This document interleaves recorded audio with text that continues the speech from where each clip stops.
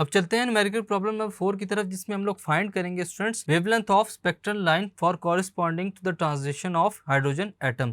Transition कहाँ से हो रही है, यानी कि एक्साइट हो रहे हैं electrons n is equal to 6 state से n is equal to 3 state तक, यानी कि हायर एनर्जी लेवल से इलेक्ट्रॉन्स जो है वो लोअर एनर्जी लेवल की तरफ आएंगे। तो यहाँ से हम लोगों ने कैलकुलेट करना है कि वेवलेंथ क्या होगी उस टाइम पर स्पेक्ट्रल लाइन्स की।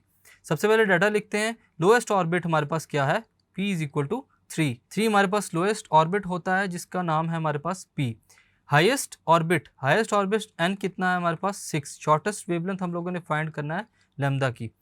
सॉल्व करेंगे हम लोग, यहाँ पर फॉर्मूले को यूज़ करेंगे 1/, lambda is equal to RH into 1/, p square minus 1/, n का स्क्वेयर। शॉर्टेस्ट वेवलेंथ को फाइंड करने के लिए इस फॉर्मूले को यूज़ किया जाता है। फर्दर चलते हैं, वैल्यूज को पुट करेंगे। 1/, lambda is equal to 1.0974 multiply by 10⁻7 into 1/, 3 का स्क्वेयर माइनस 1/, 6 का स्क्वेयर। तमाम वैल्यूज़ एज इट इज़ आ जाएंगी और हमारे पास यहाँ पर कैलकुलेशन करेंगे हम लोग। 1/, 3 का स्क्वेयर 9 माइनस 1/, 36 6 का स्क्वेयर होगा।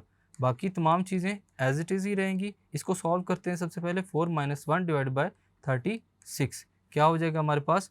बाकी तमाम चीज़ें फिर अगेन एज इट इज़ हम लोग यहाँ पर क्या करेंगे, 4 - 1 डिवाइड बाय 36 को लिख सकते हैं 3 डिवाइड बाय 36। अगर हम लोग इसको सॉल्व करें स्टूडेंट्स तो हमें उसके लिए लैम्डा की वैल्यू के लिए अरेंज करना पड़ेगा तमाम इक्वेशन को। सो लैम्डा किसके इक्वल हो जाएगा, 36 divided by 1.0974 multiply by 10⁻7 multiply by 3 आ जाएगा हमारे पास। सॉल्व करने के बाद लैम्डा की वैल्यू क्या आती है, 1093 nanometre. This is the required shortest wavelength.